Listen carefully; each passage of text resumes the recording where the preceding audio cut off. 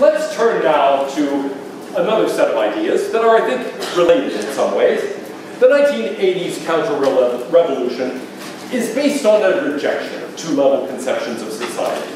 Paul Johnson has described it this way. It was essentially the work of outstanding popular leaders who mirrored the thoughts, desires, and faith of ordinary men and women. It was, in a sense, a triumph of ordinary people and ordinary conceptions over the pretensions of an elite, or at least that's the way it would have been seen here, rejecting the claims of an elite through greater power and instead asserting the common sense and the ordinary norms of ordinary people. One such leader was the Pope, Pope John Paul II. He was born Carolina. He is somebody who became Pope in 1978. He was the first non-Italian Pope since 1522 and the first Slavic Pope, the youngest Pope since 1846. What did he stand for? Well, a commitment to realism, a sort of conservative conception of Catholicism, a view of return to authority and a restoration of earlier values. So in a sense, a revival of norms that he thought had been pushed aside, partly by the church and partly by the culture. Well, religious belief turned out not to disappear as Nietzsche and others thought it would. Instead, the largest human gathering ever recorded was a mass attended by 3.5 million people in Poland when the Pope came there to give mass. More than 200 million people are thought to have attended the Pope's services. He also helped to inspire the Polish Revolution, which began the breakup of the communist bloc that didn't get completed until 10 years later. Lech Walesa and a group of ship workers at a shipyard in Gdansk began the Polish Revolution, began defying the Polish government, and in the end, the Polish government backed down. Earlier such confrontations in Czechoslovakia in 1968, Hungary in 1956, had ended up with Russian tanks in the street, putting down this sort of rebellion. In the late 70s in Poland, that didn't happen. The tanks didn't come, and actually there was a revolution that led to the replacement of the Soviet-backed government. The second leader I want to mention is Margaret Thatcher. Margaret Thatcher started off her life as a chemist before getting involved in politics. In fact, the group she was part of invented something you're all familiar with, soft serve ice cream. So next time you have an ice cream cone or a frozen yogurt, thank Margaret Thatcher. She was part of the group that invented that in the early 50s. She then entered politics, and, well, is famous for this quotation among others: the problem with socialism is that you eventually run out of other people's money. She was known at the time as the Iron Lady. Initially, that was given to her by her opponents, but actually she embraced it and thought it was a great slogan. She became Prime Minister in 1979. After what was known as the Winter of our Discontent in Britain, a nice Shakespeare reference there, but the idea was that British society felt as if it was breaking apart. Various unions were on strike, the country was in a deep recession, things seemed to be in deep, deep trouble. She was the first Prime Minister to win 3 general elections in a row since 1832. Once I had dinner with Margaret Thatcher, actually, and she was asked, "What do you consider your greatest accomplishment?" Her answer was immediate: "The defeat of socialism." Well, anyway, I'm not sure it was really defeated, but that at any rate is how she thought about her own time as British Prime Minister. She did curb the legal power of unions, curing what was then known as the British disease of unions essentially shutting down the economy every time they had a demand. She privatized a lot of things that had been owned by the state in Britain. She sold off British Steel, British Airways, British Gas, and so on and so forth, and they all became profitable companies. Here she is at one of her rallies, and she was disliked intensely by intellectuals, but tended to be very popular among the people.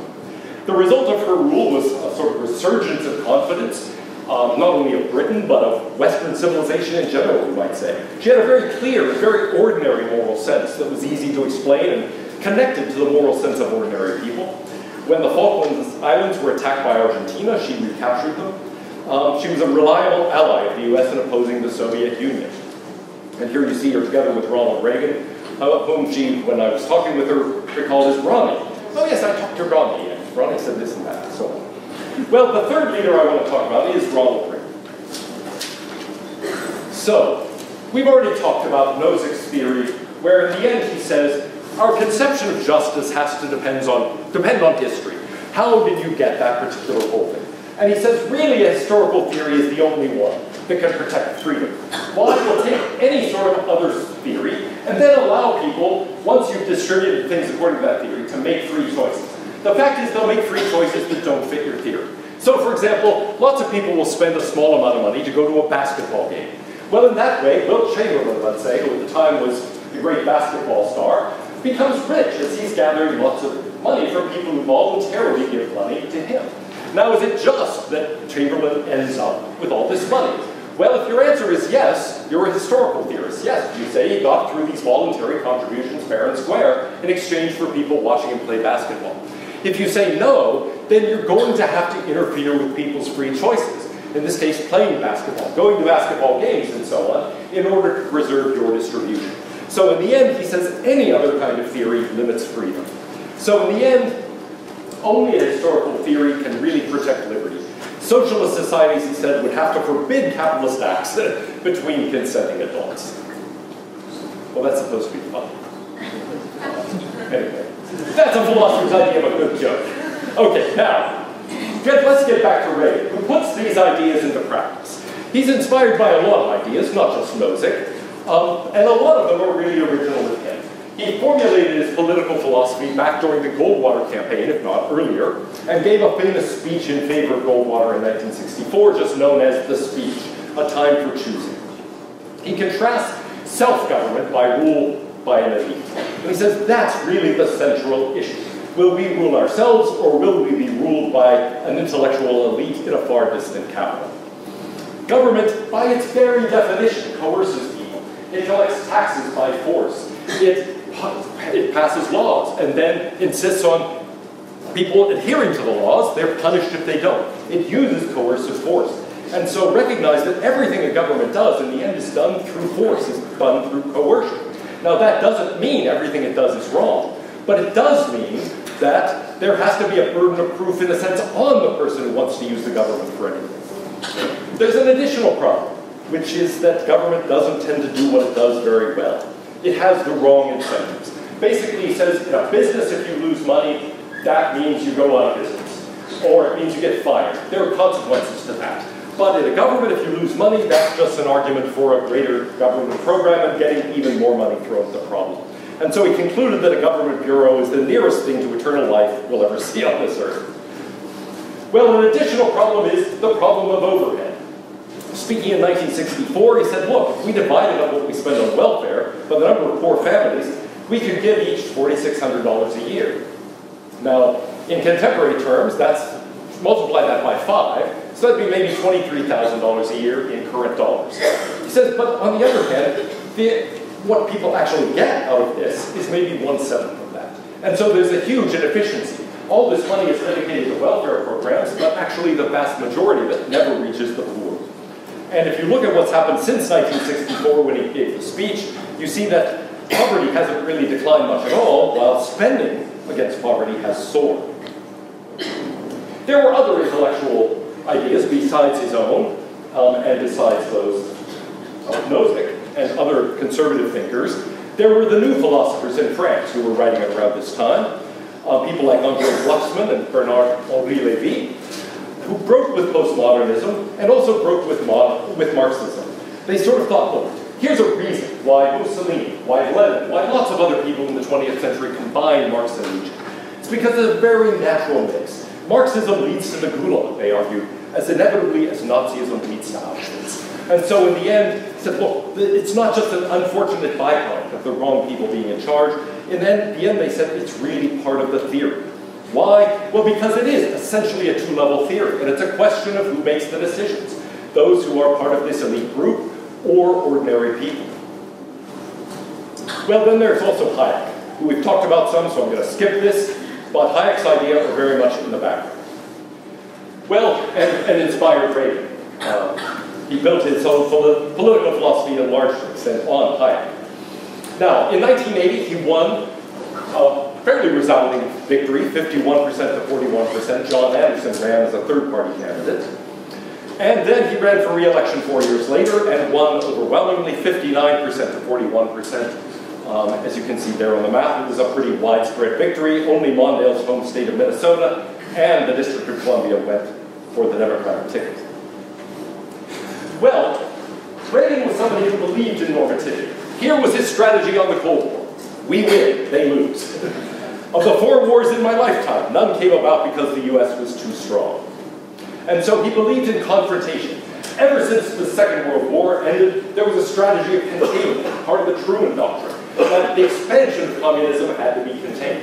That was not Reagan's view. He wanted to roll back communism. His goal was to destroy the communist empire, and not destroy it through some grand nuclear holocaust, but instead to defeat the socialist countries so dramatically that in the end, the wall between the two worlds came crumbling down. And that's just what happened. In 1982, he gave a talk to the British Parliament. What I'm describing now is a plan and a hope for the long term, the march of freedom and democracy, which will leave Marxism, Leninism on the ash heap of history. So, that was followed up by the Evil Empire speech a year later. It was C.S. Lewis who wrote, "The greatest evil isn't done now in those sordid dens of crime that Dickens loved to paint. It isn't even done in concentration camps and labor camps. It's conceived and ordered in clean, carpeted, warmed, and well-lighted offices." And those are quiet. They don't raise their voices, but because of that, they speak in soothing terms and they dupe people. They're constantly making their final territorial command. Some would have us accept them at their word. But he says, if history teaches anything, it teaches that simple-minded appeasement or wishful thinking about our adversaries is flawed. So, in the end, he says, I want you to be aware of that temptation of pride, declaring yourself above it all, not taking sides, and not facing the aggressive impulses of an evil empire. Don't remove yourself from the struggle between right and wrong and good and evil. Now, that speech was widely denounced at the time. I remember having a variety of people over for dinner the next day, and they were talking about this, and most were making fun of it as simplistic. There, by the way, is the typescript from which he actually read. But a general described this as a turning point in the Cold War. Why? Because he said people in leadership positions in the Soviet Union knew it was true. He said the next morning we got up, looked at ourselves in the mirror, and couldn't face ourselves. Because we realized, yes, we were the agents of an evil empire. Now, I mentioned that these people I was having dinner with made fun of that.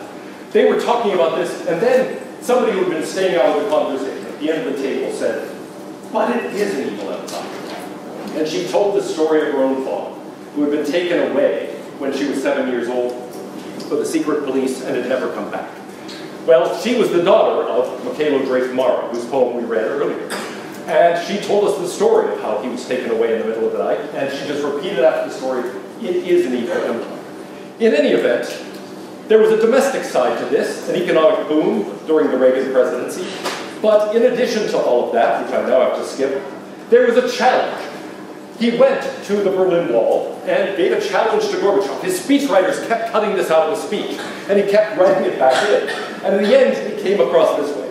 If you seek peace, if you seek prosperity, if you seek liberalization, come to this gate. Mr. Gorbachev, open this gate, tear down this wall. And Gorbachev, well, didn't immediately, but 2 years later, the Berlin Wall did indeed come down. And the Iron Curtain lifted, what had been known as the Soviet bloc indeed collapsed. And just a couple of years after that, Gorbachev resigned and the Soviet Union came to an end. So, I want to leave you with a couple of jokes. I know we're over time. But to contrast the West German economy and the car it could produce with the car the East German economy produced, the Trabant, also known as a Trabi. Okay? Here's a joke that illustrates this. How can you double the value of your Trabi? Fill it with gas. How do you measure the acceleration of a Trabi? With a diode, etc. What's the difference between a Jehovah's Witness and a Trabant? You can shut the door on the Jehovah's Witness.